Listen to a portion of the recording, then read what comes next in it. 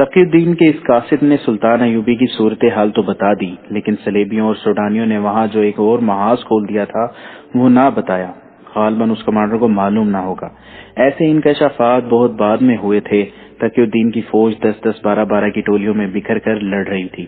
بعض علاقوں میں خانہ بدوشوں کے جھونپڑے اور خیمے بھی تھے، بعض جگہیں ہری بھری اور سرسبز بھی تھیں، اور بیشتر علاقے بنجر، ویران اور ریگستان تھے۔ ایک شام 3 چھاپا مار مجاہدین واپس اپنے ایک سینئر کمانڈر کے پاس آئے۔ ان میں 2 زخمی تھے۔ انہوں نے سنایا کہ ان کی پارٹی میں 21 افراد تھے اور 22واں پارٹی کمانڈر تھا۔ دن کے وقت یہ پارٹی ایک جگہ چھپی ہوئی تھی۔ پارٹی کمانڈر ادھر ادھر اس طرح ٹہل رہا تھا جیسے پہرا دے رہا ہو یا کسی کی راہ دیکھ رہا ہو۔ ایک سوڈانی شتر سوار گزرا اور پارٹی کمانڈر کو دیکھ کر رک گیا۔ کمانڈر اس کے پاس گیا اور معلوم نہیں اس کے ساتھ کیا باتیں کی۔ شتر سوار چلا گیا تو پارٹی کمانڈر نے اپنے 21 جانبازوں کو یہ خوشخبری سنائی کہ 2 میل دور ایک گاؤں ہے جہاں مسلمان رہتے ہیں۔ اس شتر سوار نے پارٹی کو اپنے گاؤں میں مدعو کیا ہے۔ رات کو گاؤں والے پارٹی کو اپنا مہمان رکھیں گے اور دشمن کی ایک جمعیت کی جگہ بھی بتائیں گے۔ تمام جانباز بہت خوش ہوئے۔ کھانا دانا ملنے کے علاوہ دشمن پر حملے کا موقع بھی مل رہا تھا۔ سورج غروب ہوتے ہی یہ سب اس گاؤں کی طرف چل دیے۔ وہاں جا کے دیکھا کہ صرف 3 جھونپڑے تھے، ادھر ادھر درخت تھے اور پانی بھی تھا۔ سپاہیوں کو جھونپڑوں کے باہر ڈیرے ڈالنے کو کہا گیا۔ پارٹی کمانڈر ایک جھونپڑے میں چلا گیا۔ باہر مشعلیں جلا دی گئیں اور سب کو کھانا دیا گیا۔ پارٹی کمانڈر نے کہا کہ سب سو جاؤ، حملے کے وقت انہیں جگا لیا جائے گا۔ تھکے ہوئے سپاہی سو گئے۔ یہ 3 جو واپس آئے ان میں سے ایک سو نہ سکا۔ اس کی آنکھ کھل گئی۔ اسے ایک جھونپڑے میں عورتوں کے کہکوں کی آوازیں سنائی دیں۔ اس نے جھانک کر دیکھا جھونپڑے میں پارٹی کمانڈر 2 نہایت حسین لڑکیوں کے ساتھ ہنس کھیل رہا تھا اور شراب چل رہی تھی۔ لڑکیاں صحرائی لباس میں تھیں لیکن صحرائی لگتی نہیں تھیں۔ اس سپاہی کو باہر کچھ دبی دبی آوازیں سنائی دیں۔ چاندنی میں اس نے دیکھا کہ بہت سے آدمی آ رہے تھے جن کے ہاتھوں میں برچیاں اور تلواریں تھیں۔ سپاہی جھونپڑے کی اوٹ میں ہو گیا اور دیکھتا رہا کہ یہ کون لوگ ہیں۔ جھونپڑے میں کوئی داخل ہوا، اس کی آواز سنائی دی، کیوں بھائی کام کر دیں؟ پارٹی کمانڈر نے کہا، تم آ گئے، سب سوئے ہوئے ہیں، ختم کر دو، اور لڑکیوں کے کہکے سنائی دیے۔ وہ آدمی جو آ رہے تھے سوئی ہوئی پارٹی پر ٹوٹ پڑے۔ کچھ تو سوتے میں ختم ہو گئے اور جو جاگ اٹھے انہوں نے مقابلہ کیا۔ یہ سپاہی چھپا ہوا دیکھتا رہا۔ اسے اپنے 2 ساتھی بھاگتے نظر آئے۔ موقع دیکھ کر یہ سپاہی بھی بھاگ اٹھا اور اپنے 2 ساتھیوں سے جا ملا۔ وہ دونوں زخمی تھے، کسی نے ان کا تعاقب نہ کیا۔ یہ معلوم نہیں ہو سکا کہ پارٹی کمانڈر شتر سوار کے دیے ہوئے لالچ میں آ گیا تھا یا وہ پہلے سے ہی دشمن کا ایجنٹ تھا اور اپنے آدمیوں کو مروانے کا موقع دیکھ رہا تھا۔ بہرحال یہ انکشاف ہوا کہ دشمن نے بکھرے ہوئے مسلمان دستوں کو ختم کرنے یا اپنے ہاتھ میں کرنے کے لیے لڑکیوں کو استعمال کرنا شروع کر دیا ہے۔ دشمن انسانی فطرت کی کمزوریوں کو استعمال کر رہا تھا۔ ان حالات میں لڑنے والے سپاہی کو پیٹ اور جنس کی بھوک بہت پریشان کیا کرتی ہے۔ دشمن مجاہدین کو ڈھونڈ ڈھونڈ کر حملے الگ کر رہا تھا اور نفسیاتی ہتھیار بھی استعمال کر رہا تھا۔ ایسے چند اور واقعات ہوئے۔ مجاہدین کو خبردار کیا گیا کہ کسی کے جھانسے میں نہ آئیں۔ ایسے بہت سے واقعات میں ایک واقعہ قابل ذکر ہے۔ چھاپا مار دستے کا ایک کمانڈر عطاء الہاشم ایک جگہ بیٹھا ہوا تھا۔ اس کا دستہ 3-4 پارٹیوں میں بکھرا ہوا تھا۔ یہ مصر سے آنے والی رسد کا راستہ تھا۔ عطاء الہاشم نے اپنے صرف ایک دستے سے، جس کی نفری 100 سے کچھ کم تھی، رسد کے تمام تر راستے کو محفوظ کر دیا تھا۔ رسد پر چھاپا مارنے والے دشمن کا اس نے بہت نقصان کیا تھا۔ اس کے جانباز اچانک جھپٹ پڑے تھے۔ سوڈانیوں نے انہیں ختم کرنے کے بہت جتن کیے، لیکن 5-6 جانبازوں کو شہید کرنے کے سوا کوئی کامیابی حاصل نہ کر سکے۔ عطاء الہاشم ٹیلوں میں ڈھکی ہوئی ایک جگہ پر بیٹھا تھا۔ اس کے ساتھ 6-7 جانباز تھے۔ یہ اس نے ہیڈ کوارٹر بنا رکھا تھا۔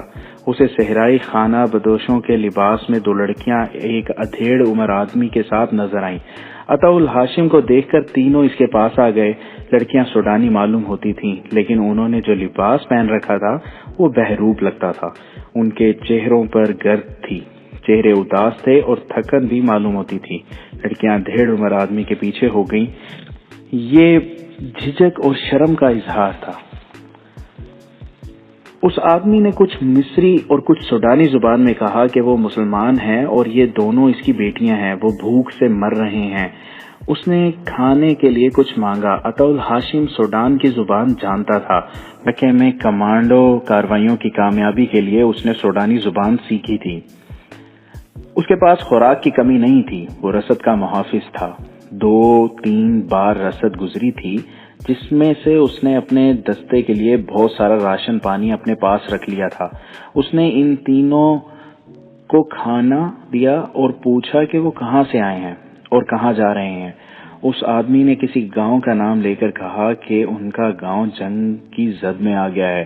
کبھی سوڈانی آ جاتے تھے تو کبھی مسلمان، دونوں گھر میں کھانے کی کوئی چیز نہیں چھوڑتے تھے۔ وہ ان لڑکیوں کو فوجیوں سے چھپاتا پھرتا تھا۔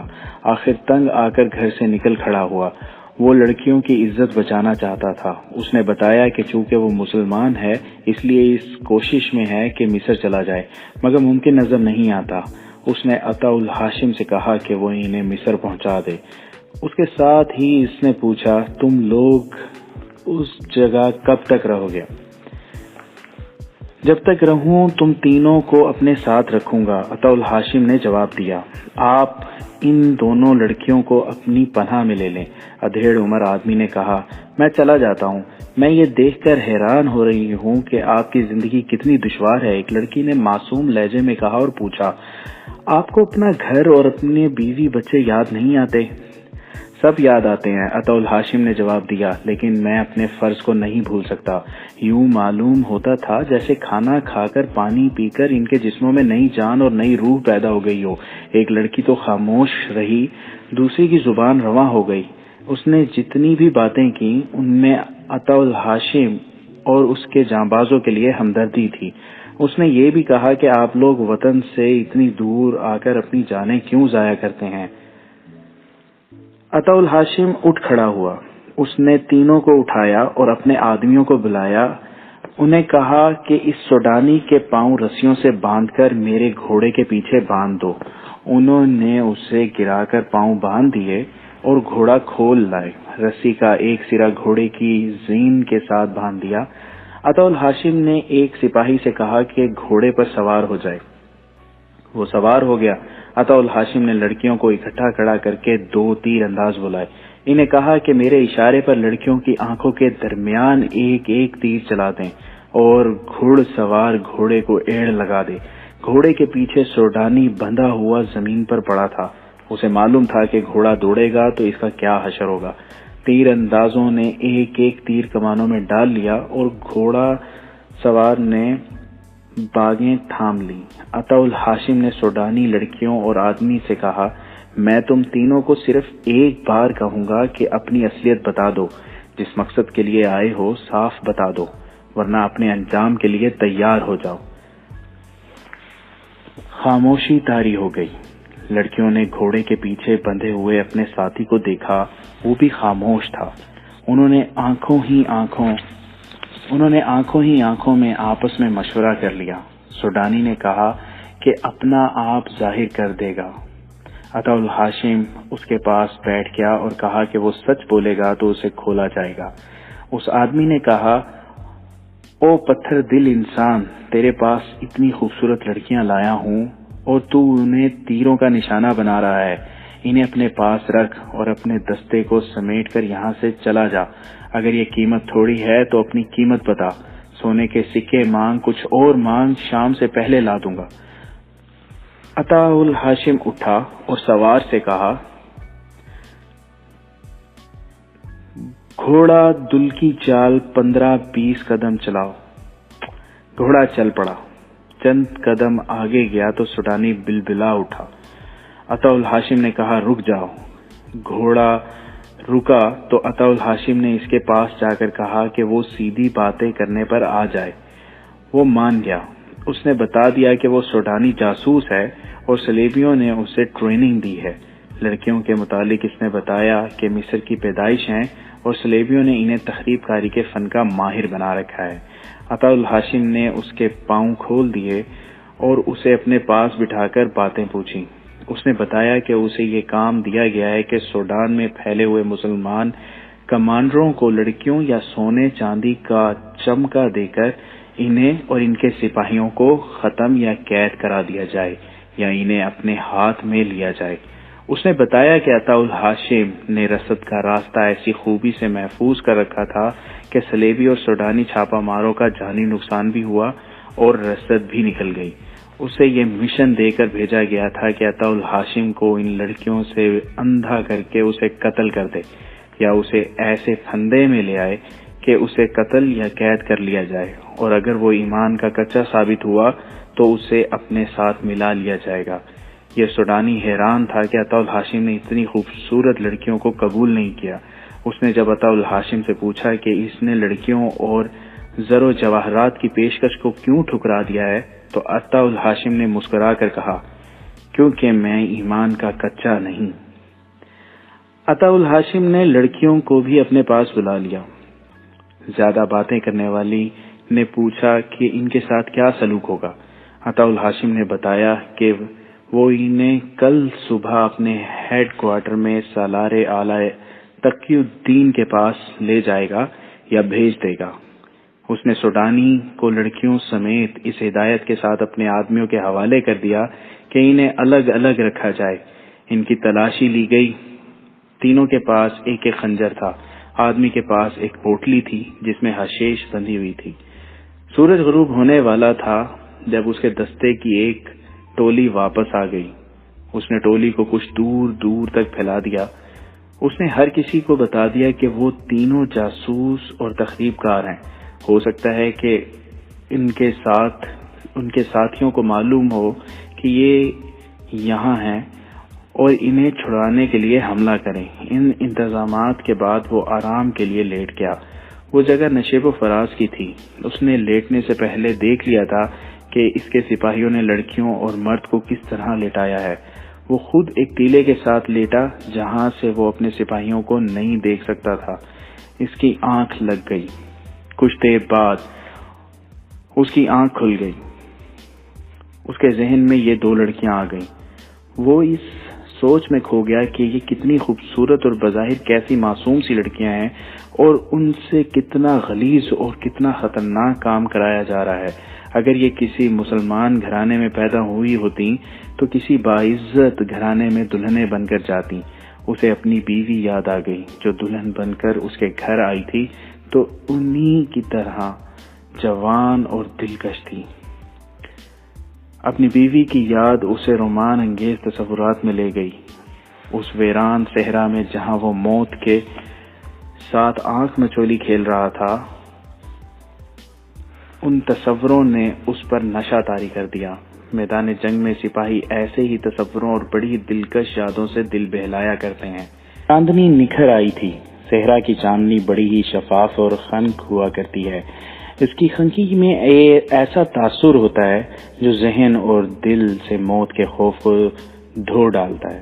عطا الہاشم اٹھا اور اس انداز سے خرامہ خرامہ اس جگہ گیا جہاں لڑکیاں سوئی ہوئی تھیں جیسے وہ حفاظتی انتظام کا معائنہ کرنے جا رہا ہو۔ وہ اکٹھی سو رہی تھی۔ ان کے ارد گرد سپاہی سوئے ہوئے تھے۔ سوڈانی آدمی کچھ دور 3 سپاہیوں کے نرے میں سویا ہوا تھا۔ عطا الہاشم نے ایک لڑکی کے پاؤں کو اپنے پاؤں سے دبایا۔ لڑکی کی آنکھ کھل گئی۔ عطا الہاشم کو چاندنی میں پہچان کر وہ اٹھ بیٹھی۔ عطا الہاشم نے اسے اٹھنے اور ساتھ چلنے کا اشارہ کیا۔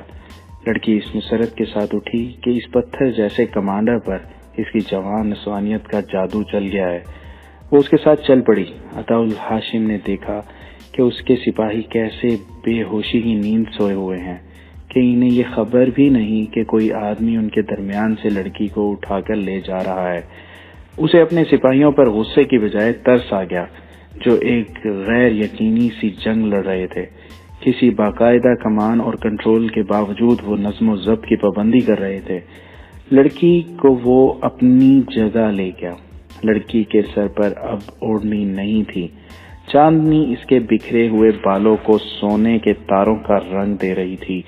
وہ کچھ دیر لڑکی کو دیکھتا رہا اور لڑکی اسے دیکھتی رہی۔ لڑکی نے نشیلی سی آواز میں مسکرا کر کہا، میں حیران ہوں کہ آپ ڈر کیوں رہے ہیں؟ مجھے آپ کے پاس آپ ہی کے لیے لایا گیا ہے۔ کیا آپ میری ضرورت محسوس نہیں کرتے؟ وہ اسے چپ چاپ دیکھتا رہا جیسے بت بن گیا ہو۔ لڑکی نے اس کا ہاتھ پکڑا اور اپنے ہونٹوں کے ساتھ لگا لیا اور بولی، میں جانتی ہوں آپ نے مجھے کیوں بلایا ہے۔ آپ کیا سوچ رہے ہیں؟ میں سوچ رہا ہوں کہ تمہارا باپ میری طرح کا ایک مرد ہوگا۔ عطا الہاشم نے اس کے ہاتھ سے اپنا ہاتھ چھڑا کر کہا، میں بھی باپ ہوں۔ ہم دونوں باپوں میں زمین اور آسمان جتنا فرق ہے۔ وہ باپ کتنا بے غیرت ہے اور میں ہوں کہ غیرت کی پاسبانی کے لیے اپنے بچوں کو یتیم کرنے کی کوشش کر رہا ہوں۔ میرا کوئی باپ نہیں، لڑکی نے کہا۔ دیکھا ہوگا، اس کی صورت یاد نہیں۔ مر گیا تھا، یہ بھی یاد نہیں۔ اور ماں؟ کچھ بھی یاد نہیں، لڑکی نے کہا۔ یہ بھی یاد نہیں کہ میں کسی گھر میں پیدا ہوئی تھی یا کسی خانہ بدوش کے خیمے میں تھی۔ مگر یہ وقت ایسی بے مزہ باتیں کرنے کا نہیں۔ ہم سپاہی یادوں سے مزے حاصل کیا کرتے ہیں، عطا الہاشم نے کہا۔ میں چاہتا ہوں کہ تمہارے ذہن میں بھی تمہارے ماضی کی چند ایک یادیں تازہ کر دوں۔ میں بجائے خود ایک حسین یاد ہوں، لڑکی نے کہا۔ جس کے ساتھ تھوڑا سا وقت گزار جاتی ہوں وہ ہمیشہ یاد رکھتا ہے۔ میری اپنی کوئی یاد نہیں۔ اپنے آپ کو حسین نہیں، ایک غلیظ یاد کہو، عطا الہاشم نے کہا۔ مجھے تمہارے جسم سے صلیبیوں کے، سوڈانیوں کے، مسلمانوں کے اور بڑے ہی غلیظ انسانوں کے گناہوں کی بو آ رہی ہے۔ تم میرے قریب آؤ گی تو مجھے متلی آ جائے گی۔ تمہیں کوئی مرد یاد نہیں رکھتا؟ تم جیسی لڑکیوں کے شکاری آج یہاں اور کل وہاں ہوتے ہیں۔ دوسرا شکار مل جاتا ہے تو پہلے کو بھول جاتے ہیں۔ تمہارے یہ حسن چند دنوں کا مہمان ہے، تم میری قید میں ہو۔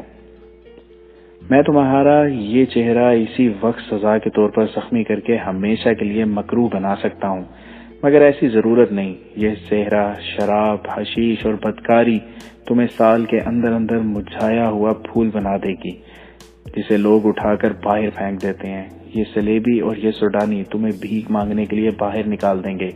تم بڑے ہی گھٹیا انسانوں کے لیے تفریح کا ذریعہ بن جاؤ گی۔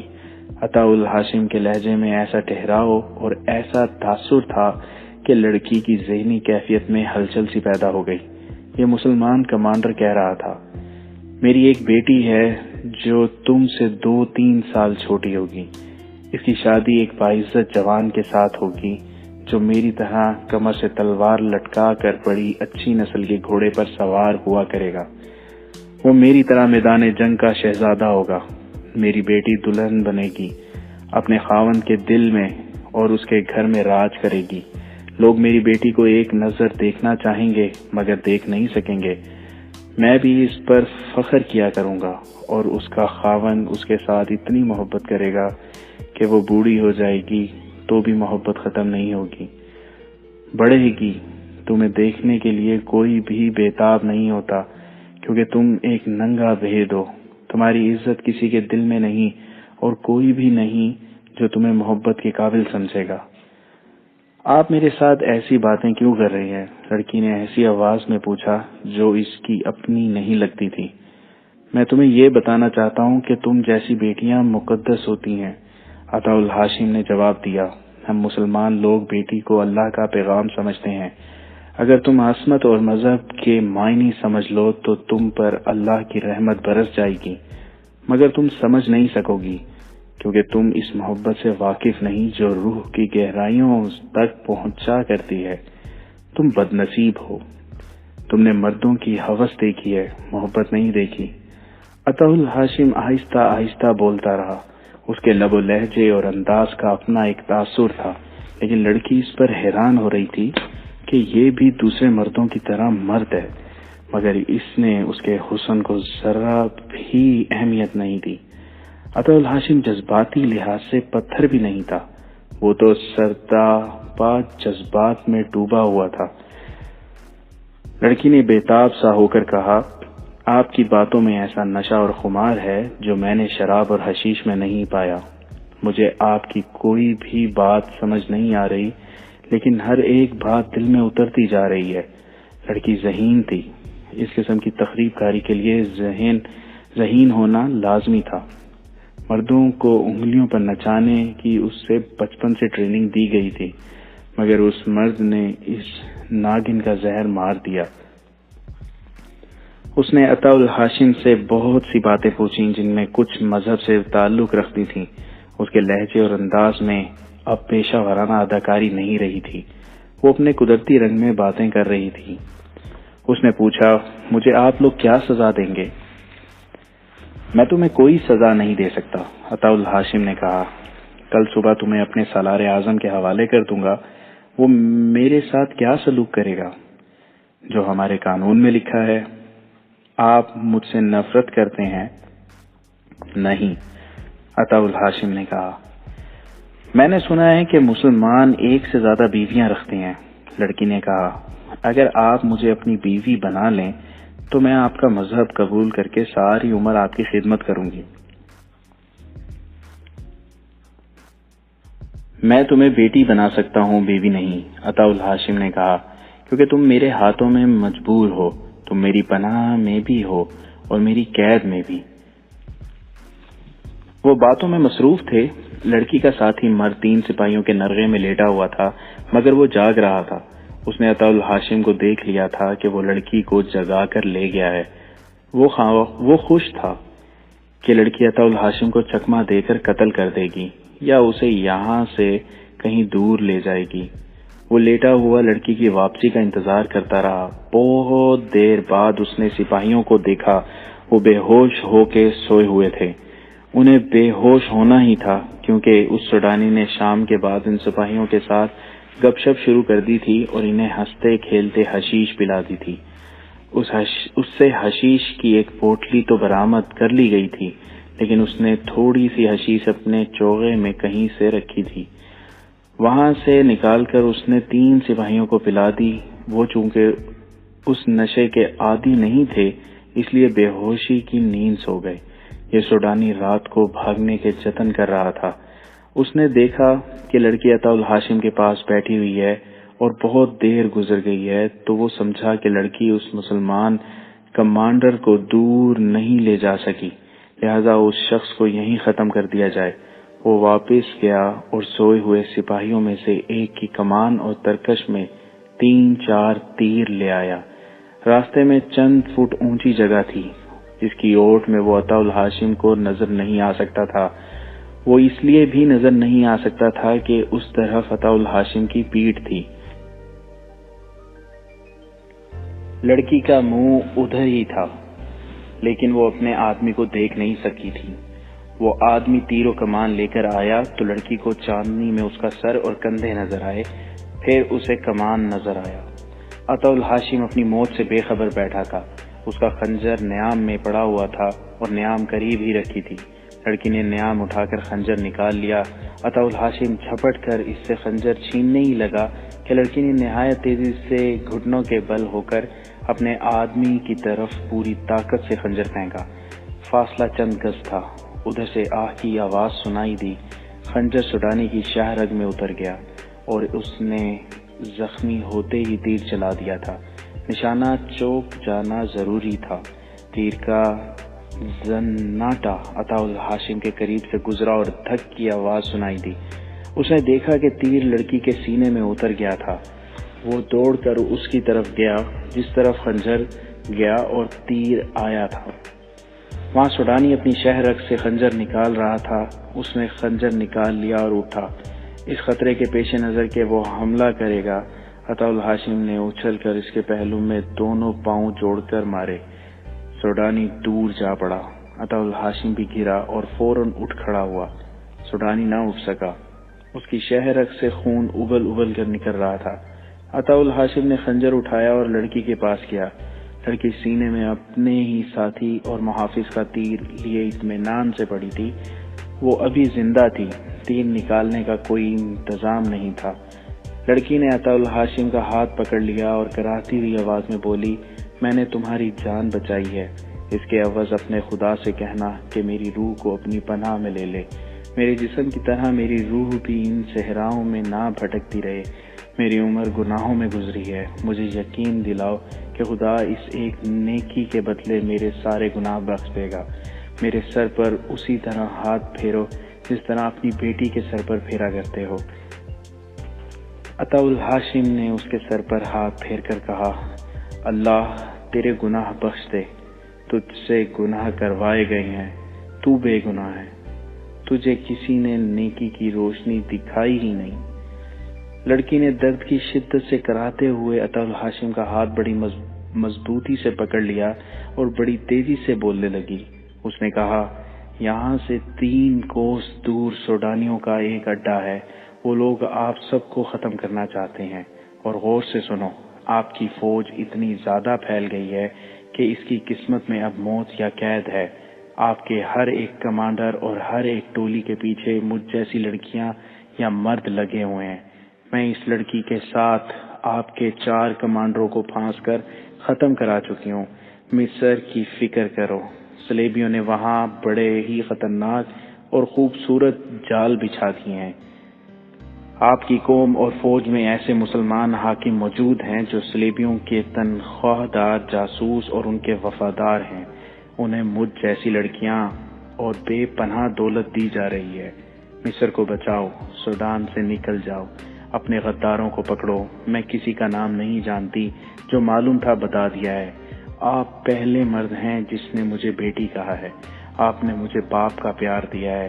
میں اس کا معاوضہ یہی دے سکتی ہوں کہ آپ کو خطروں سے آگاہ کر دوں۔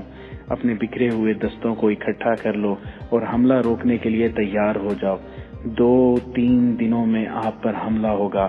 فاطمیوں اور فدائیوں سے بچو۔ انہوں نے مصر میں بہت سے ایسے حاکموں کے قتل کا منصوبہ تیار کر لیا ہے جو صلاح الدین ایوبی اور اپنی قوم کے وفادار ہیں۔ لڑکی کی آواز ڈوبتی۔ صبح طلوع ہوئی تو عطا الہاشم دونوں لاشوں اور زندہ لڑکی کو ساتھ لے کر تقی الدین کے پاس چلا گیا۔ اسے سارا واقعہ سنایا اور لڑکی کی آخری باتیں بھی سنائیں۔ تقی الدین پہلے ہی پریشان تھا، وہ سٹ پٹا اٹھا۔ اس نے کہا، اپنے بھائی کی اجازت اور ہدایت کے بغیر میں پسپا نہیں ہونا چاہتا۔ میں نے ایک ذمہ دار ذہین کمانڈر کو کرد بھیجا ہے، اس کی واپسی تک ثابت قدم رہو۔ سلطان ایوبی نے قاصد کمانڈر کی بیان کی ہوئی جنگی صورتحال پر غور کیا تو اپنے مشیروں کو بلا کر انہیں بھی تفصیل سنائی۔ اس نے کہا، بکھری ہوئی فوج کو یکجا کر کے پیچھے ہٹانا آسان کام نہیں، دشمن انہیں یکجا نہیں ہونے دے گا۔ پسپائی سے اس کی فوج کے جذبے پر بھی برا اثر پڑے گا، جو مصر میں ہے اور جو یہاں میرے ساتھ ہے، اور قوم کا دل ٹوٹ جائے گا، مگر حقائق سے فرار بھی ممکن نہیں۔ اپنے آپ کو فریب دینا بھی خطرناک ہے۔ حقائق کا تقاضا یہ ہے کہ تقی الدین اپنی فوج کو واپس لے آئے۔ ہم اسے کمک نہیں دے سکتے، ہم کا محاصرہ اٹھا کر اس کی مدد کو نہیں پہنچ سکتے۔ میرے بھائی نے بہت بڑی غلطی کی ہے، بڑی ہی قیمتی فوج ضائع ہو رہی ہے۔ یہ ذاتی وقار کا مسئلہ نہیں بننا چاہیے، ایک اعلیٰ حکام نے کہا۔ ہمیں سوڈان کی جنگ سے دستبردار ہونے کا فیصلہ کرنا چاہیے۔ قائدین اور حکام کے غلط فیصلوں سے فوج بدنام ہو رہی ہے۔ ہمیں قوم کو صاف الفاظ میں بتا دینا چاہیے کہ سوڈان میں ہماری ناکامی کی ذمہ داری فوج پر عائد نہیں ہوتی۔ بلا شبہ یہ میرے بھائی کی غلطی ہے، سلطان ایوبی نے کہا، اور یہ میری غلطی بھی ہے کہ میں نے تقی الدین کو اجازت دی تھی کہ حالات کے مطابق اور جو کارروائی مناسب سمجھے مجھ سے پوچھے بغیر کر گزرے۔ اس نے اتنی بڑی کارروائی حقائق کا جائزہ لیے بغیر کر دی اور اپنے آپ کو دشمن کے رحم و کرم پر چھوڑ دیا۔ میں اپنی اور اپنے بھائی کی لغزشوں کو اپنی قوم سے اور نور الدین زنگی سے چھپاؤں گا نہیں۔ میں تاریخ کو دھوکہ نہیں دوں گا۔ میں اپنے کاغذات میں تحریر کراؤں گا کہ اس شکست کی ذمہ دار فوج نہیں ہم تھے، ورنہ ہماری تاریخ کو آنے والے حکمران ہمیشہ دھوکہ دیں گے۔ میں سلطنت اسلامیہ کے آنے والے حکمرانوں کے لیے یہ مثال قائم کرنا چاہتا ہوں کہ وہ اپنی لغزشوں پر پردہ ڈال کر بے گناہوں کو تاریخ میں ذلیل نہ کریں۔ یہ ایسی غلطی اور ایسا فریب ہے جو قرۂ ارض پر اسلام کو پھیلنے کی بجائے سکڑنے پر مجبور کرے گا۔ سلطان ایوبی کا چہرہ لال ہو گیا، اس کی آواز کانپنے لگی، یوں معلوم ہوتا تھا جیسے وہ اپنی زبان سے پسپائی کا لفظ کہنا نہیں چاہتا۔ وہ کبھی پسپا نہیں ہوا تھا، اس نے بڑے ہی مشکل حالات میں جنگیں لڑی تھیں، مگر اب حالات نے اسے مجبور کر دیا تھا۔ اس نے تقی الدین کے بھیجے ہوئے کمانڈر سے کہا، تقی الدین سے کہنا کہ اپنے دستوں کو سمیٹو اور انہیں تھوڑی تھوڑی نفری میں پیچھے بھیجو، جہاں دشمن تعاقب میں آئے وہاں جم کر لڑو، اور اس انداز سے لڑو کہ دشمن تمہارے تعاقب میں مصر میں داخل نہ ہو جائے۔ دستے جو مصر میں پہنچ جائیں انہیں اکٹھا رہنے کا حکم دو، تاکہ مصر پر دشمن حملہ کرے تو اسے روک سکو۔ محفوظ پسپائی کے لیے چھاپا ماروں کو استعمال کرو۔ کسی دستے کو دشمن کے گھیرے میں چھوڑ کر نہ آنا۔ میں پسپائی بڑی مشکل سے برداشت کر رہا ہوں۔ میں یہ خبر برداشت نہیں کر سکوں گا کہ تمہارے کسی دستے نے ہتھیار ڈال دیے ہیں۔ پسپائی آسان نہیں ہوتی، پیش قدمی کی نسبت محفوظ اور باعزت پسپائی بہت مشکل ہے۔ حالات پر نظر رکھنا، تیز رفتار قاصدوں کی ایک فوج اپنے ساتھ رکھنا۔ میں تحریری پیغام نہیں بھیج رہا کیونکہ خطرہ ہے کہ تمہارا قاصد راستے میں پکڑا گیا تو دشمن کو معلوم ہو جائے گا کہ تم پسپا ہو رہے ہو۔ سلطان ایوبی نے قاصد کمانڈر کو بہت سی ہدایات دیں اور رخصت کر دیا۔ اس کے ساتھ گھوڑے کے قدموں کی آواز بھی سنائی دے رہی تھی کہ زاہدان خیمے میں داخل ہوا اور کہا کہ قاہرہ سے ایک قاصد آیا ہے۔ سلطان ایوبی نے اسے اندر بلا لیا۔ وہ انٹیلیجنس کا عہدیدار تھا۔ وہ مصر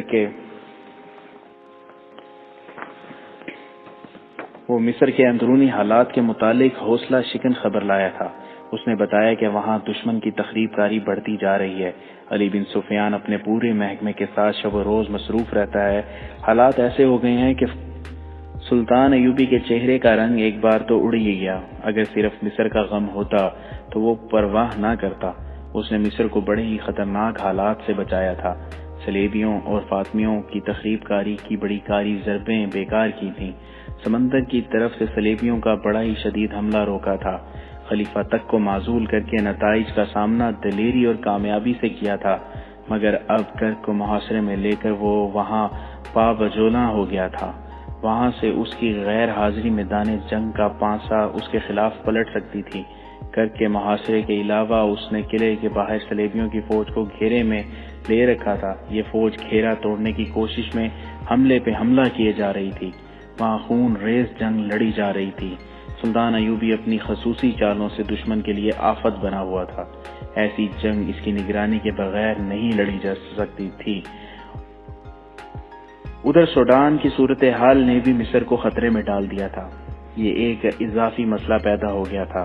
سلطان ایوبی کو یہ خطرہ نظر آ رہا تھا کہ تقی الدین نے بھاگنے کے انداز سے پسپائی کی تو دشمن کی فوج اس کی فوج کو وہیں ختم کر دے گی اور سیدھی مصر میں داخل ہو جائے گی۔ مصر میں جو فوج تھی وہ حملہ روکنے کے لیے کافی نہیں تھی۔ ادھر کرک کے محاصرے کی کامیابی یا جلدی کامیابی مخدوش نظر آ رہی تھی۔ دونوں محاذوں کی کیفیت میں مصر میں بغاوت کے خطرے کی خبر ایسی چوٹ تھی جس نے سلطان ایوبی کے پاؤں ہلا دیے۔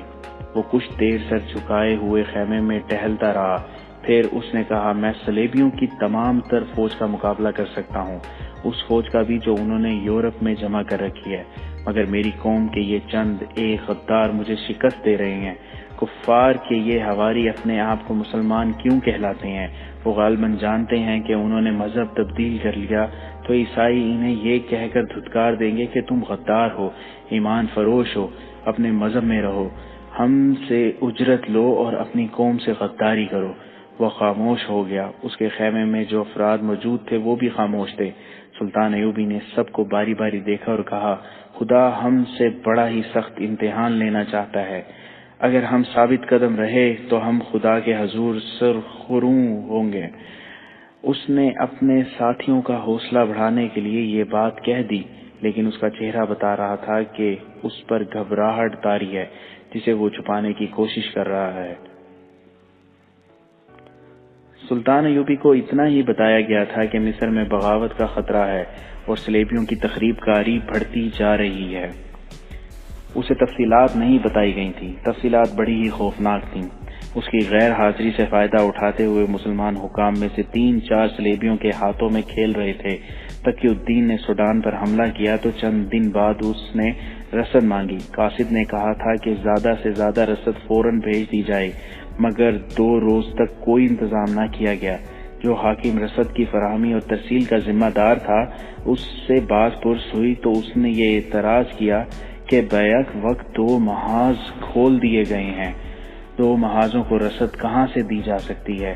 ایک یہ طریقہ ہے کہ مصر میں جو فوج ہے اسے بھوکا رکھا جائے، بازار سے سارا اناج اٹھا کر قاہرہ کے باشندوں کے لیے قحط پیدا کیا جائے اور محاذوں کا پیٹ بھرا جائے۔ یہ ایک اعلیٰ رتبے کا حاکم تھا، مسلمان تھا اور سلطان ایوبی کے مصاحبوں میں سے تھا۔ اس کی نیت پر شک نہیں کیا جا سکتا تھا۔ اس کی بات سچ مان لی گئی کہ اناج وغیرہ کی واقعی کمی ہے، تاہم اسے کہا گیا کہ جس طرح ہو سکے محاذ پر لڑنے والے فوجیوں کو رسد ضرور پہنچے۔ اس حاکم نے انتظام کر دیا، مگر 2 اور دن ضائع کر دیے۔ 5ویں روز رسد کا قافلہ روانہ ہوا۔ یہ اونٹوں اور خچروں کا بڑا ہی لمبا قافلہ تھا۔ مشورہ دیا گیا کہ قافلے کے ساتھ فوج کا ایک گھوڑ دستہ حفاظت کے لیے بھیجا جائے۔ اسی حاکم نے، جو رسد فراہم کرنے کا ذمہ دار تھا، فوج کا دستہ بھیجنے پر اعتراض کیا اور جواز یہ پیش کیا کہ تمام راستہ محفوظ ہے، اس کے علاوہ مصر میں فوج کی ضرورت ہے۔ چنانچہ رسد حفاظتی دستے کے بغیر بھیج دی گئی۔ روانگی کے 6 روز بعد اطلاع آ گئی کہ رسد راستے میں ہی دشمن کی گھات میں آ گئی ہے۔ سوڈانی رسد بما جانوروں کے لے گئے ہیں اور انہوں نے شتر بانوں کو قتل کر دیا ہے۔ قاہرہ ہیڈ کوارٹر کے بالائی حکام پریشان ہو گئے۔ رسد کا ضائع ہو جانا معمولی سی چوٹ نہیں تھی۔ سوڈانی میدان جنگ میں فوج کی ضرورت کا احساس ان کی پریشانی میں اضافہ کر رہا تھا۔ انہوں نے ذمہ دار حاکم سے کہا کہ وہ فوری طور پر اتنی ہی رسد کا انتظام کرے۔ اس نے کہا کہ منڈی میں اناج کی قلت ہو گئی ہے، تاجروں سے کہا جائے کہ اناج مہیا کریں۔ تاجروں سے بات ہوئی تو انہوں نے اپنے گودام کھول کر دکھا دیے، سب خالی تھے۔ گوشت کے لیے ایک بھی دمبا، بکرا، بیل، گائے یا کوئی اور جانور نظر نہیں آتا تھا۔ معلوم ہوا کہ مصر میں جو فوج ہے اسے بھی پورا راشن نہیں مل رہا، جس سے فوجوں میں بے اطمینانی پھیل رہی ہے۔ تاجروں نے بتایا کہ دیہات سے مال آ ہی نہیں رہا۔ علی بن سفیان کی جاسوسی کا انتظام بڑا اچھا تھا۔ یہ انکشاف جلدی ہو گیا کہ باہر کے لوگ دیہات میں آتے ہیں اور وہ اناج اور بکرے وغیرہ منڈی کی نسبت زیادہ دام دے کر خرید لے جاتے ہیں۔ اس کا مطلب یہ تھا کہ اناج وغیرہ ملک سے باہر جا رہا ہے۔ تب سب کو یاد آیا کہ 3-4 سال قبل سلطان ایوبی نے مصر کی پہلی فوج کو، جس میں سوڈانی باشندوں کی اکثریت تھی، بغاوت کے جرم میں توڑ کر اس کے افسروں اور سپاہیوں کو سرحد کے ساتھ ساتھ قابل کاشت اراضی دے کر کاشتکار بنا دیا تھا۔ وہ لوگ اب مصری حکومت کو اور منڈیوں کو اناج دیتے ہی نہیں تھے۔ یہ سوڈان پر حملے کا رد عمل تھا۔ یہ انقلاب 6-7 دنوں میں آ گیا تھا۔ اناج کی فراہمی کا کام فوج کو سونپا گیا۔ دن رات کی بھاگ دوڑ سے تھوڑا سا بالائی حکام کے لیے رسد کا مسئلہ بہت ٹیڑھا ہو گیا۔ اس سے پہلے ایسی قلت کبھی نہیں ہوئی تھی۔ انہیں یہ ڈر بھی تھا کہ سلطان ایوبی نے رسد مانگ لی تو کیا جواب دیں گے۔ سلطان ایوبی کبھی بھی تسلیم نہیں کرے گا کہ مصر میں اناج کا قحط پیدا ہو گیا ہے۔ اس مسئلے کا حل تلاش کرنے کے لیے 3 حکام کی ایک کمیٹی بنائی گئی۔ ان میں انتظامیہ کے بڑے عہدے کا ایک حاکم سلیم الادریس بھی تھا۔ اس دور کی غیر مطبوعہ تحریروں کے مطابق الادریس اس کمیٹی کا سربراہ تھا۔ دوسرے 2 اس سے ایک ہی درجہ کم عہدے کے غیر فوجی یعنی شہری انتظامیہ کے حاکم تھے۔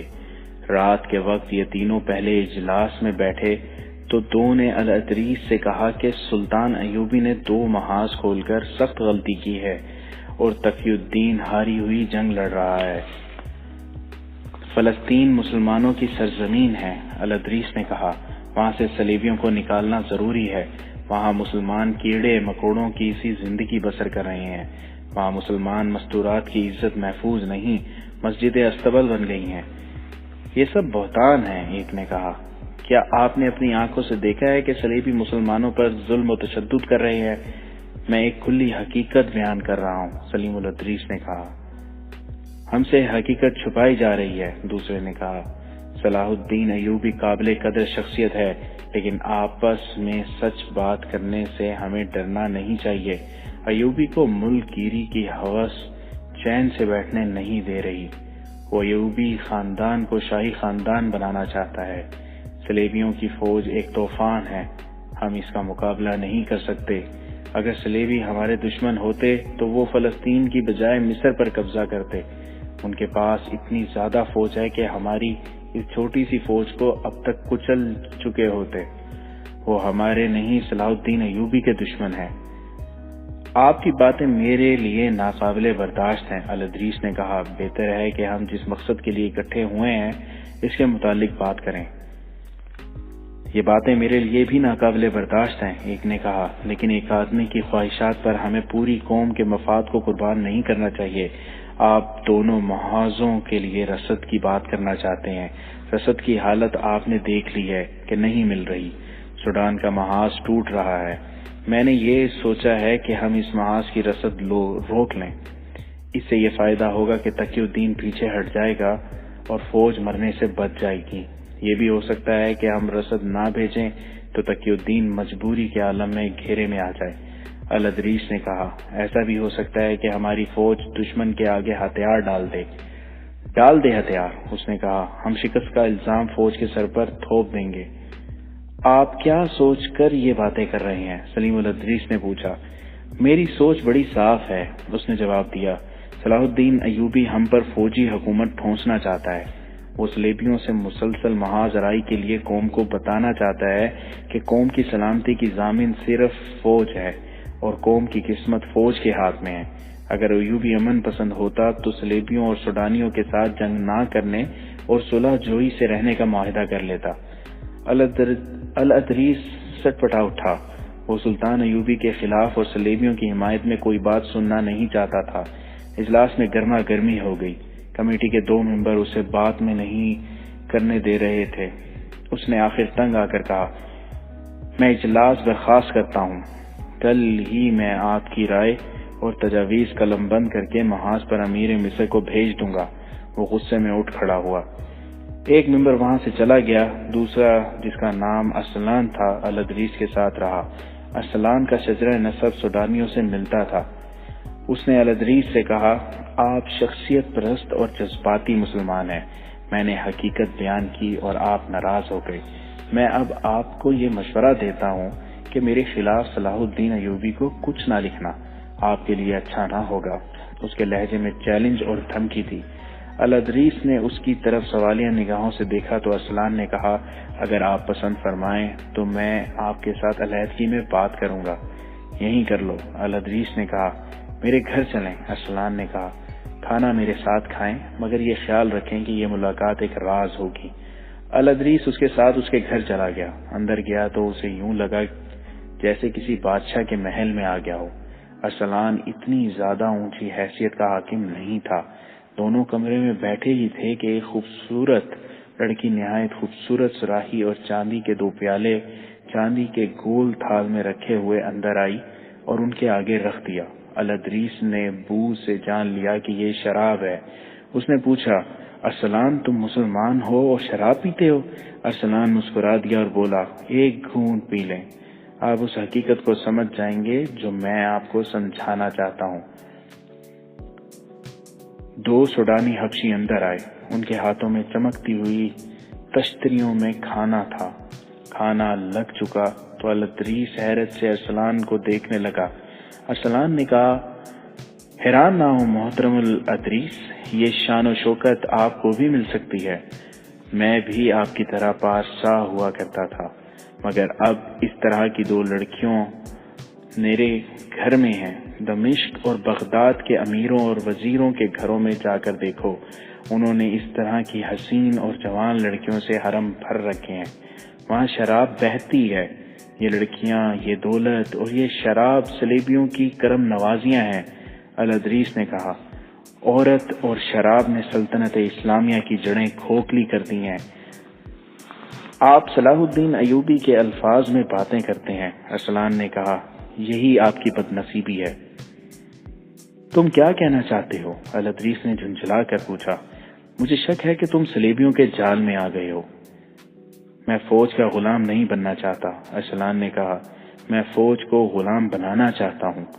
اس کا واحد طریقہ یہ ہے کہ سوڈان میں تقی الدین کے رسد اور کمک نہ دی جائے، اسے دھوکہ دیا جائے کہ کمک آ رہی ہے، اسے جھوٹی امیدوں پر لڑاتے رہو حتیٰ کہ وہ ہتھیار ڈالنے پر مجبور ہو جائے۔ ظاہر ہے سوڈانی اسے قتل کر دیں گے اور اس کی فوج ہمیشہ کے لیے ادھر ہی ختم ہو جائے گی۔ ہم فوج کو شکست کا ذمہ دار ٹھہرا کر اسے قوم کی نظروں میں ذلیل کر دیں گے، پھر قوم صلاح الدین ایوبی کی فوج سے بھی متنفر ہو جائے گی۔ آپ میری بات سمجھنے کی کوشش نہیں کر رہے۔ آپ کو کوئی نقصان نہیں ہوگا، آپ کو اتنا اور ایسا معاوضہ ملے گا جس کا آپ تصور بھی نہیں کر سکتے۔ میں تمہارا مطلب سمجھ گیا ہوں، الادریس نے کہا، تم مجھ سے ایمان فروشی کرانا چاہتے ہو، یہ مجھ سے نہ ہوگا۔ بہت دیر کی بحث اور تکرار کے بعد الادریس نے کہا، تم اتنی خطرناک باتیں اتنی دلیری سے کس طرح کر رہے ہو؟ کیا تم نہیں جانتے کہ میں تمہیں گرفتار کر کے غداری کی سزا دلا سکتا ہوں؟ کیا میں یہ نہیں کہہ سکوں گا کہ آپ مجھ پر جھوٹا الزام عائد کر رہے ہیں؟ ارسلان نے کہا، صلاح الدین ایوبی میرے خلاف ایک لفظ نہیں سنے گا۔ الادریس سٹپٹا اٹھا، وہ حیران تھا کہ اتنے بڑے عہدے کا حاکم کس قدر شیطان ہے اور وہ کتنی دلیری سے باتیں کر رہا ہے۔ دراصل الادریس خود مرد مومن تھا، وہ سمجھ ہی نہیں سکتا تھا کہ ایمان کو نیلام کر دینے والے ذلت کی کن پستیوں تک پہنچ سکتے ہیں۔ اس کے پاس ارسلان کو پابند کرنے اور راہ راست پر لانے کا ایک ہی ذریعہ تھا، وہ ارسلان کے عہدے سے زیادہ بڑے عہدے کا حاکم تھا۔ اس نے ارسلان سے کہا، میں جان گیا ہوں کہ تم کیا کہنا چاہتے ہو اور تم کیا کر رہے ہو۔ تم جس جرم کے مرتکب ہو رہے ہو اس کی سزا موت ہے۔ میں تمہیں یہ رعایت دیتا ہوں کہ 7 روز کے اندر اپنا رویہ درست کر لو اور دشمن سے تعلقات توڑ کر مجھے یقین دلا دو کہ تم خلافت بغداد اور اپنی قوم کے وفادار ہو۔ میں تمہیں رسد کی ذمہ داری سے سبکدوش کرتا ہوں، یہ انتظام ہم خود کر لیں گے۔ اگر مجھے ضرورت محسوس ہوئی تو میں تمہیں اس محل میں جو تمہیں صلیبیوں نے بنا دیا ہے 7 دن بڑی لمبی رعایت ہے، کہیں ایسا نہ ہو کہ 8ویں روز تمہیں جلاد یہاں سے نکالے۔ الادریس اٹھ کھڑا ہوا، اس نے دیکھا کہ ارسلان مسکرا رہا تھا۔ ارسلان نے کہا، محترم الادریس، آپ کے 2 بیٹے ہیں، دونوں جوان ہیں۔ ہاں، الادریس نے کہا اور پوچھا، کیا ہے میرے بیٹوں کو؟ کچھ نہیں، ارسلان نے کہا، میں آپ کو یاد دلا رہا ہوں کہ آپ کے 2 جوان بیٹے ہیں اور یہی آپ کی کل اولاد ہے۔ الادریس اس اشارے کو سمجھ نہ سکا، اس نے کہا، شراب نے تمہارا دماغ خراب کر دیا ہے، اور وہ باہر نکل گیا۔ ارسلان کے گھر سے نکل کر الادریس علی بن سفیان کے گھر چلا گیا اور اسے ارسلان کی باتیں سنائی۔ علی بن سفیان نے اسے بتایا کہ ارسلان اس کی مشتبہ فہرست میں ہے، لیکن اس کے خلاف کوئی ثبوت نہیں مل رہا، تاہم وہ جاسوسوں کی نظر میں ہے۔ الادریس بہت پریشان تھا اور حیران بھی کہ ارسلان اتنی دلیری سے غداری کا مرتکب ہو رہا ہے۔ علی بن سفیان نے اسے بتایا کہ وہ اکیلا نہیں، غداری منظم طریقے سے ہو رہی ہے، اس کے جراثیم فوج میں بھی پھیلا دیے گئے ہیں۔ اس وقت سب سے بڑا مسئلہ سوڈان کے محاذ کے لیے رسد کا تھا۔ الادریس نے اسے بتایا کہ اس نے ارسلان کو اس ذمہ داری سے سبکدوش کر دیا ہے اور رسد کا انتظام اب خود کرنا ہے۔ علی بن سفیان نے اسے بتایا کہ ایک سازش کے تحت دیہات سے اناج اور بکرے وغیرہ سرحد سے باہر بھجوائے جا رہے ہیں۔ منڈی میں غلے اور دیگر سامان خرد و نوش کا مصنوعی قحط پیدا کر دیا گیا ہے۔ اس نے بتایا کہ اس نے اپنے جاسوسوں اور مخبروں کو یہ کام دے رکھا ہے کہ رات کو ادھر ادھر گھومتے رہا کریں، جہاں کہیں انہیں اناج کی ایک بوری بھی جاتی نظر آئے پکڑ لیں۔ طویل بات چیت کے بعد انہوں نے رسد کے انتظام کا کوئی طریقہ سوچ لیا۔ سلیم الادریس اس قومی مہم اور اپنے فرائض میں اس قدر مگن تھا کہ اس کے ذہن سے ارسلان کا یہ اشارہ نکل گیا کہ تمہارے 2 جوان بیٹے ہیں اور یہی تمہارا کل اثاثہ ہے۔ الادریس کو اپنے بیٹوں کے کردار پر بھروسہ تھا، مگر جوانی اندھی ہوتی ہے۔ قاہرہ میں سلطان ایوبی کی غیر حاضری میں بدکاری کی ایک لہر آئی تھی جس نے نوجوان ذہن کو لپیٹ میں لینا شروع کر دیا تھا۔ 2-3 سال پہلے بھی ایسے ہی ایک لہر آئی تھی جس پر جلد ہی قابو پا لیا گیا تھا۔ اب یہ لہر زمین کے نیچے سے آئی اور کام کر گئی۔ یہ مختلف کھیل تماشوں کی صورت میں آئی، جن میں شعبدہ بازی اور کھیلوں کی صورت میں جوا بازی شامل تھی۔ یہ لوگ خیمے اور شامیانے تان کر تماشا دکھاتے تھے جس میں کچھ بھی قابل اعتراض نہیں تھا، مگر شامیانوں کے اندر خفیہ خیمے تھے جہاں اکیلے نوجوان کو اشارے سے بلایا جاتا تھا، ان سے پیسے لے کر کپڑوں پر بنی ہوئی دستی تصویریں دکھانے، جن کی مسکراہٹ اور اندازے دعوت گناہ ہوتی تھی۔ وہیں نوجوانوں کو تھوڑی تھوڑی حشیش پلائی جاتی تھی۔ یہ شرمناک اور خطرناک سلسلہ زمین کے اوپر چل رہا تھا، مگر اسے پکڑ کوئی نہیں سکتا تھا۔ وجہ یہ تھی کہ جو کوئی یہ تصویریں دیکھ کر یا حشیش کا ذائقہ چکھ کر آتا تھا، وہ اپنے گناہ کو چھپائے رکھتا تھا۔ اس گناہ میں لذت ایسی تھی کہ چاہنے والے بار بار جاتے تھے۔ وہ اس لیے بھی باہر کسی سے ذکر نہیں کرتے تھے کہ حکومت تک بات پہنچ گئی تو انہیں نشہ آور لذت سے محروم کر دیا جائے گا۔ اس لذت پرستی کا شکار نوجوان اور فوجی ہو رہے تھے۔ ان کے لیے در پردہ قحبہ خانے بھی کھول دیے گئے۔ کردار کشی کی یہ مہم کس قدر کامیاب تھی، اس کا جواب کر کے قلعے میں صلیبیوں کی انٹیلی جنس اور نفسیاتی جنگ کا ماہر ہرمن نصرات ہرمن اپنے حکمرانوں کو ان الفاظ میں دے رہا تھا: اسپین کے مصوروں نے جو تصویریں بنائی ہیں، یہ لوہے کے بنے ہوئے مردوں کو بھی مٹی کے بت بنا دیتی ہیں۔ اس نے ایک مرد اور ایک عورت کی ایک فاحش تصویر حاضرین کو دکھائی۔ یہ بڑے سائز کی تصویر تھی جو پرش سے دلکش رنگوں میں بنائی گئی تھی۔ صلیبی حکمرانوں نے تصویر دیکھ کر ایک دوسرے کے ساتھ ننگے مذاق شروع کر دیے۔ ہرمن نے کہا، میں نے ایسی بے شمار تصویریں بنوا کر مصر کے بڑے بڑے شہروں میں ان کی خفیہ نمائش کا انتظام کر دیا ہے۔ وہاں سے ہماری کامیابی کی اطلاعیں آ رہی ہیں۔ میں نے قاہرہ کی نوجوان نسل میں حیوانی جذبہ بھڑکا دیا ہے۔ یہ ایسا طاقتور جذبہ ہے جو مشتعل ہو جائے تو انسانی جذبوں کو، جن میں قومی جذبہ خاص طور پر شامل ہے، تباہ کر دیتا ہے۔ ان تصویروں نے مصر میں مقیم مسلمان فوج کو ذہنی اور اخلاقی لحاظ سے بیکار کرنا شروع کر دیا ہے۔ ان تصویروں کی لذت نشہ بھی مانگتی ہے، اس کا انتظام بھی کر دیا ہے۔ میرے تخریب کاروں اور جاسوسوں کے گروہ نے صحرائی لڑکیوں کو پوری طرح فوج قاہرہ اور دوسرے قصبوں میں داخل کر دیا ہے۔ یہ لڑکیاں دیمک کی طرح صلاح الدین ایوبی کی قوم اور فوج کو کھا رہی ہیں۔ وہ وجوہات کچھ اور تھیں جب میری مہم قاہرہ میں پکڑی گئی تھی۔ اب میں نے کچھ اور طریقے آزمائے ہیں جو کامیاب ہو رہے ہیں۔ اب وہاں کے مسلمان خود میری مہم کی حفاظت کریں گے اور اسے تقویت دیں گے۔ وہ اس ذہنی عیاشی کے عادی ہو گئے ہیں۔ تھوڑے ہی عرصے بعد میں نے ان کے ذہنوں میں ان کی اپنی ہی قوم اور اپنے ہی ملک کے خلاف زہر بھرنا شروع کر دیا ہے۔ صلاح الدین ایوبی بہت ہوشیار آدمی ہے، حاضرین سے کسی نے کہا۔ وہ جو ہی مصر پہنچا تمہاری اس مہم کو جڑ سے اکھاڑ دے گا۔ اگر وہ مصر پہنچا تو؟ ہرمن نے کہا، اس سوال کا جواب آپ ہی دے سکتے ہیں کہ آپ اس کا محاصرہ کامیاب ہونے دیں گے یا نہیں۔ بے شک اس نے ریمانڈ کی فوج کو قلعے سے باہر گھیرے میں لے رکھا ہے اور قلعہ اس کے محاصرے میں ہے، لیکن یہ گھیرا اور یہ محاصرہ اسی کے لیے نقصان کا باعث بن سکتا ہے۔ آپ یہاں فیصلہ کن جنگ نہ لڑیں، ایوبی کو محاصرہ کیے رکھنے دیں تاکہ وہ یہیں پابند رہے اور مصر نہ جا سکے۔ سوڈان میں ہمارے کمانڈروں نے تقی الدین کی فوج کو نہایت کامیابی سے بکھیر دیا ہے۔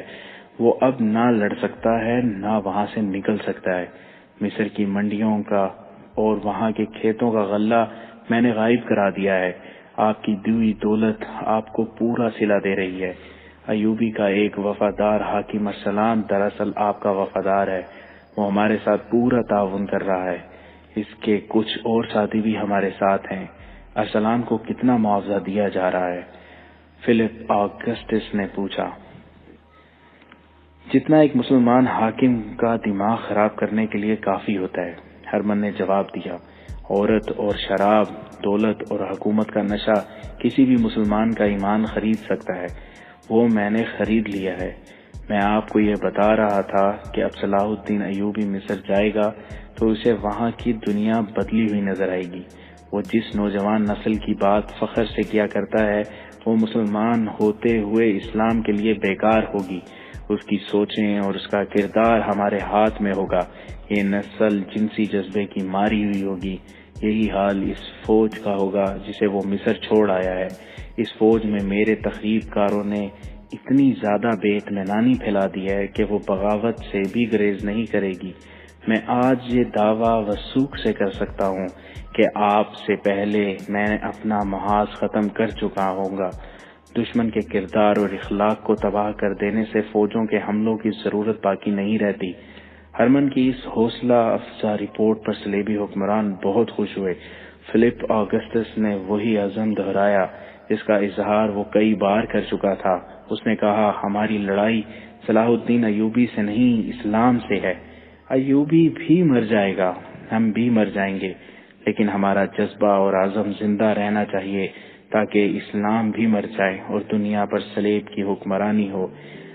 اس کے لیے یہ ضروری تھا کہ ایسا محاذ کھولا جائے جہاں سے مسلمانوں کے نظریات اور میں ہرمن کو خراج تحسین پیش کرتا ہوں کہ اس نے محاذ نہ صرف کھول دیا ہے بلکہ حملہ کر کے ایک حد تک کامیابی بھی حاصل کر لی ہے۔